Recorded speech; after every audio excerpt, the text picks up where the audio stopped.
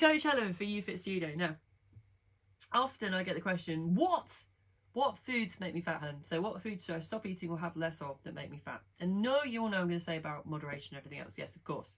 And I can absolutely see the logic behind somebody asking me the question, like, what are the foods that make us fat? What foods should I avoid? What foods should I not have, etc, etc, etc. So I completely understand the logic behind it, and I'm not saying that I haven't been guilty in the past of having the same thought process, that for me to lose weight I must therefore take out a certain food group for me to lose weight, because there is where the devil lies, etc, etc, right? I get that. So I'm going to go over some of the big ones and then have a look at them. Like some of these are, and it's even come out over the weekend, someone asked me a question about this as well, for someone who's actually one of the people on the challenge asked me this question, like, Helen, my fats are too high on my nutritional plan. The fats are too high. Fat's going to make me fat. I need more protein because protein will make me fuller for longer. Okay, true fact about protein. But it's example things like that which I'm going to get into. Okay, where people perceive that a particular group or foods is going to produce higher weight gain. And let me go into some of that. Fair enough. Fats was first because fats is the one that comes up, right? Bear in mind that sometimes people get confused between fats and carbs. Like, what are the two things? It's always quite funny when people think, I've had chocolate cake, I had extra fats. I'm like, yeah, they're carbs, but okay. Depending if you slap some butter on top of your cake before you ate it, might be, I don't know. Or avocado, if you made your... Who can say? Right, now, let's just take fats. Let's take fats, not eat them, but just have a look at the pretend fat in my hand. So I might have gone on this before, can't remember. But one gram, right, 1 gram of a fat contains roughly 9 calories, right? So it is calorie dense, right? If you compare it to carbohydrates or proteins, actually, interesting enough, 1 gram is 4 calories for each of those. So fats are more calorie dense, okay? So that is a true fact. So if you're eating, that's why when people say, oh, calories in foods like butter, nuts, seeds and stuff, especially nuts and seeds, but it's really deceptive, right? I've done that live before. Small amount of nuts, large amount of calories, right? For that reason, because 1 gram of pure fat, right, so pure fat is 9 calories. So it does set itself apart when it comes to a choice within a meal. Hence why, if you work with us, we know we talk about moderation when it comes to fats and exactly how to portion that for you as an individual, for you to get an outcome you're looking for. And certainly the guys who are doing the challenge are very bespoke nutritional plans. So for some people like that kind of weekend, it's like, why have I got so much fat in my plan? But fat is bad. Oh my God, I'm going to get fat. There's not enough protein. So well, actually, for some people, actually having a large portion of fats isn't actually a terrible thing to have, right? It's not depending on personality type, client type, body type, right? Having a slightly higher balanced fat portion isn't terrible as long as it's actually measured and followed. So if someone says to me, oh, do fats make you fat? No, I mean, not alone. Yes, they are more calorie dense. And yes, like most things, if you eat a lot of them, if you sat in a 5 kilo bag of macro style Costco nuts, then would you gain fat? Yeah, because you've had additional calories. Fats alone though aren't going to be converted straight into fat, right? They're just not, okay? Your body's going to burn them as fuel along with carbohydrates. So it does actually get used actually as fuel for your body. Your body converts it and digests it, right? And turns it from the fat source into energy that can be used, right? So it does get actually consumed and used. It's just not, in moderation, right? So fats aren't terrible, right? They are calorie dense. So 1 gram equals 9, right? Hence where it comes from. However, you can have it in a food plan absolutely fine. And if you're going to carbs, right? So carbs, we already talked about carbs, is 1 gram equals 4 calories. So actually, again, a lot less, not so bad, can be managed, can be looked after, and does not, right, make you fat on its own. Now, a common, very common, I said it before, I say it again, common approach for clients is to remove carbs from their diet because they will perceive that carbs are the devil. Layla! Layla! Talked about fats, Layla. You missed the fats. It's going on carbs now. They perceive that... Oh, well, later on this, because Layla did last challenge last year.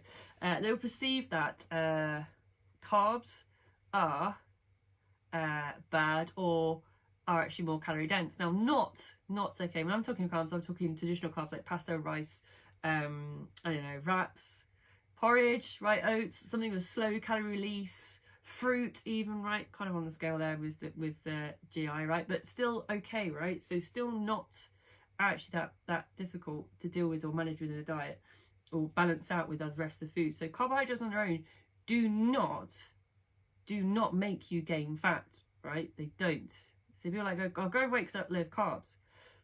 When we're being specific though, if I talk to a client, it's very rare that it's actually the carbohydrate they're thinking of that's made them fat. It's then when they move on to something else, right? Like sugar, okay? Because sugar was the next one.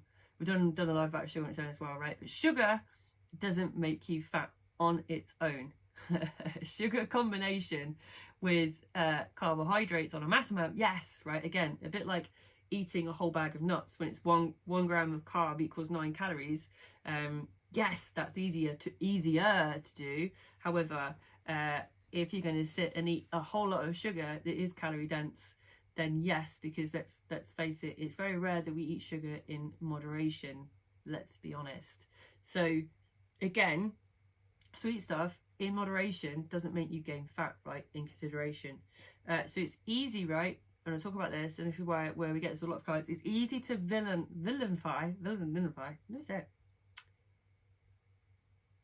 Make some foods the devil, or make them evil, right? They're not. There's no. You can't say good or bad. No food is worse than the next, right? Or certain food groups. Let's just say it like that. What happens is that people do, certainly with things like certain amount of fats.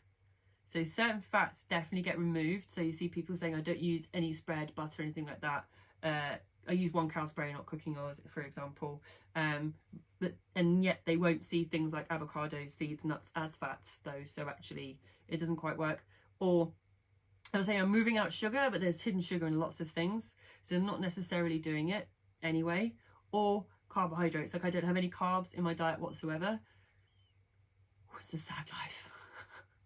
I would be so disappointed in life if I didn't have any carbs. However, it kind of puts it into, and it kind of can create some behaviors with food, shall we say. It's not about that. It's about the calorie deficit. Now, I've talked about this before. I'll talk about it again because it seems to be a lot at January at the moment, this habit to go into these behaviors as a quick fix for something.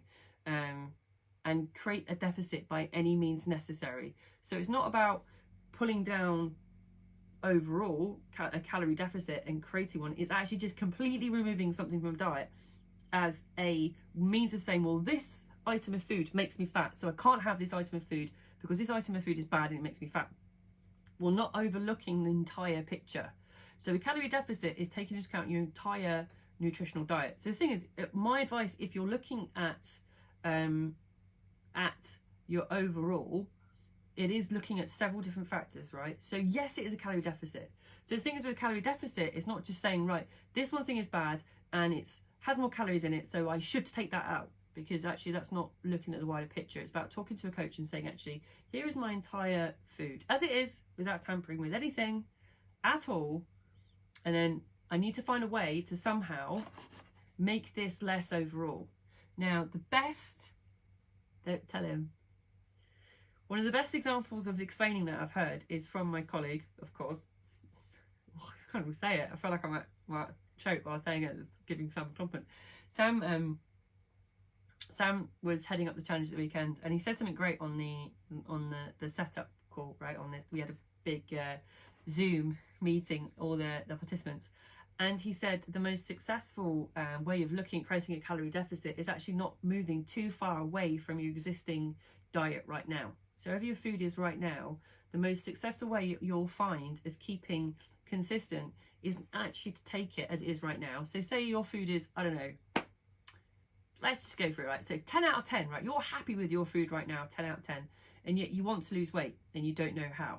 So 10 out of 10 being I'm really comfortable, food staying the same. Now, if for an extreme like this, like calories, I want to make a big change, I'll go, right, I'm going to take it from 10 out of 10 from how comfortable I am with my food and how manageable it is for me on a daily basis. And I'm going to rip that down to a 2 or a 3 because I want quick results and I want to know that I can lose weight definitely right? I want to lose, definitely this next week, I want to lose weight. So I'm going to go from a 10 from comfortable to a 2. So I'm pretty uncomfortable right now. I'm probably a little bit hungry. My energy levels are dipping. I'm a bit moody. I am losing weight week 1. Might not be losing weight 2, 3 and 4 because firstly I've lost all my friends and I've realised I need to comfort eat to make up for that, and secretly I'm probably binging somewhere else, right? Because I've taken myself from a 10 from comfort to a 2. So I've made it unnecessarily hard on myself, right? Well, actually, if you're looking to create a calorie deficit from the first off without saying this food makes me fat, you look at your overall dietary picture, and by that I mean, when I say diet, I mean everything you're eating, not dieting, right? Looking at your overall picture with a coach or with somebody and saying, right, this is my overall picture, and then making small suggestions and moves away from where you are right now, from the overall picture, to create the calorie deficit, like I talked about a little bit last week, right? Calorie deficit, how to create it.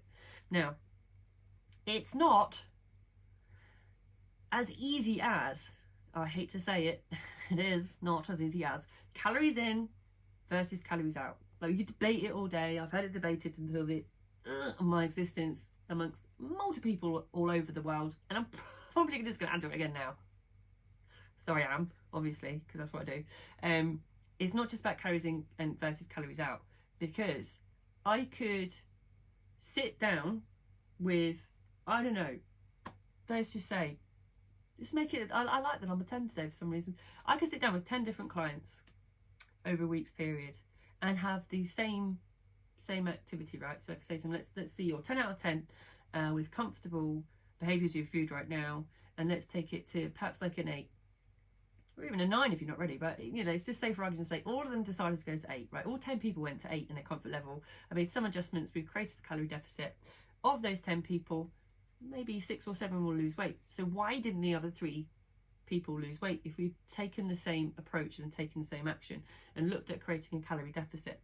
Well, because actually everyone's situation is different when it comes to multiple different factors outside of food, like how active they are, have they got their kids at home teaching them, what the stress levels like, what the sleep levels like, what's their time, like any part of their environment, right? All of that actually factors in. So it's not as simple as just calories in and versus calories out, right? And that's just the activity side, but even with the food side of it, because of all that situation, that's also going to impact on the food. So the thing is about, again, it's a pull to say that this food is bad and I need to remove it entirely, and this food makes me fat.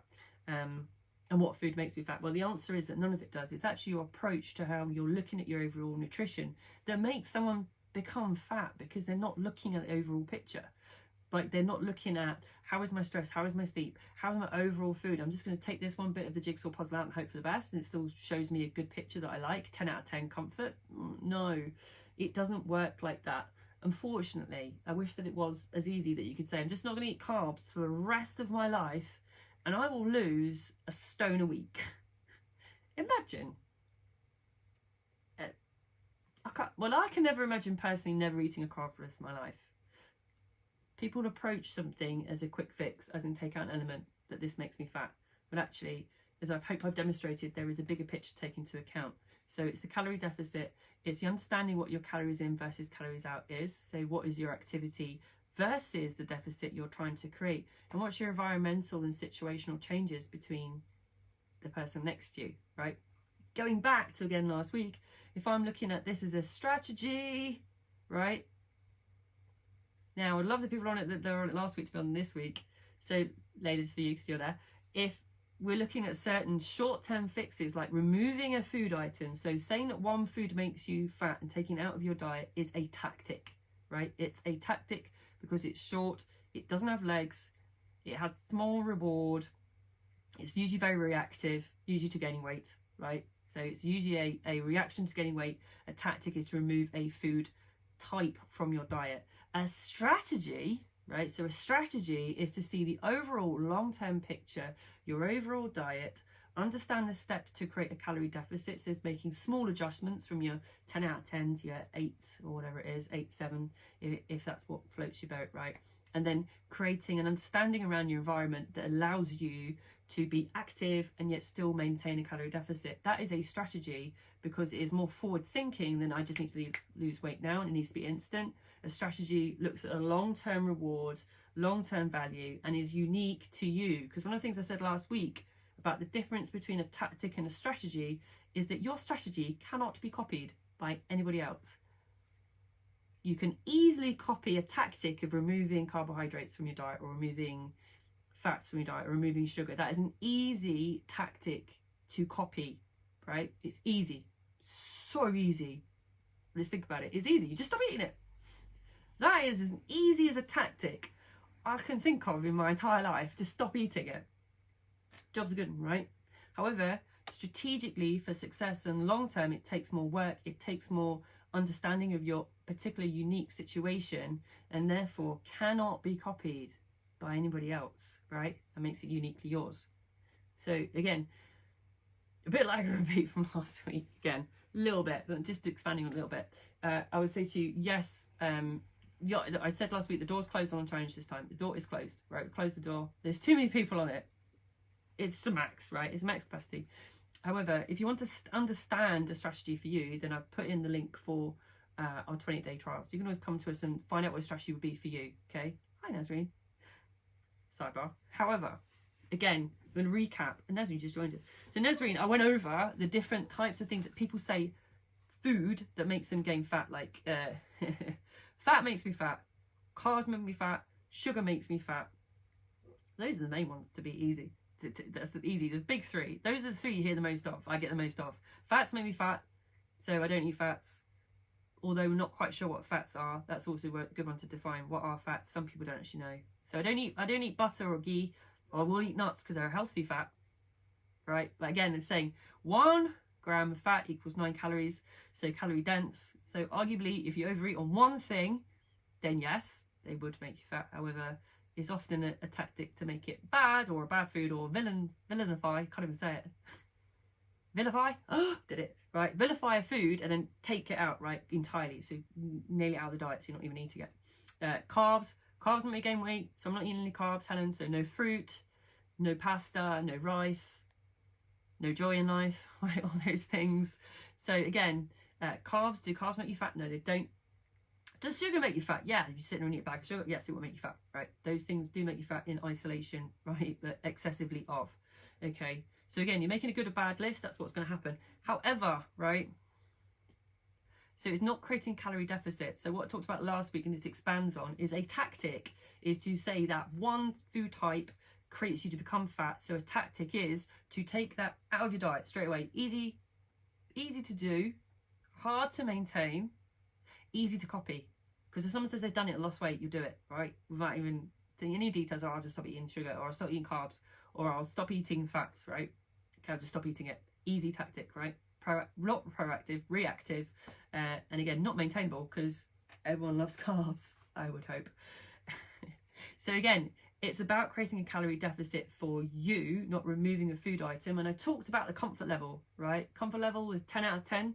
So if you try and go down to a 2 and make your diet really, really uncomfortable, then it's not going to be maintainable. If you keep your diet as close to where it is and just create a calorie deficit that's right for you, that takes into account the differences between calories in, calories out, right? So active enough, maintaining your calorie deficit without calling something the devil and removing it entirely, and takes into account your personal situation and environment, then you are going to be successful, right? However, if you say that fat makes you fat and carbs make you fat, you're probably still struggling with weight loss because it's not maintainable to remove one thing out of your diet as a tactic and expect it to work long term as a strategy, because it's not. It needs all those steps in place, which takes time and takes having a support system like us or me, right? If you want to hit us up and work with us, links are there, right? We can talk about strategy for you, no problems to help you lose weight, right? That makes that still comfortable, maintain your diet that you have existing, right? Just some small changes, right? The least change you make, the more successful. That's what I say. I literally have your cake and eat it and lose weight. Oh, I love it when it happens.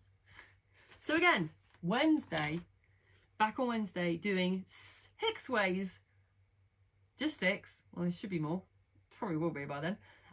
Increase positive and positive emotions. So positive and positive emotions. That'll be Wednesday. So join me for that one. As always, you've got any questions, any comments, please hit me up, message me. I do love that. In the meantime, catch you later.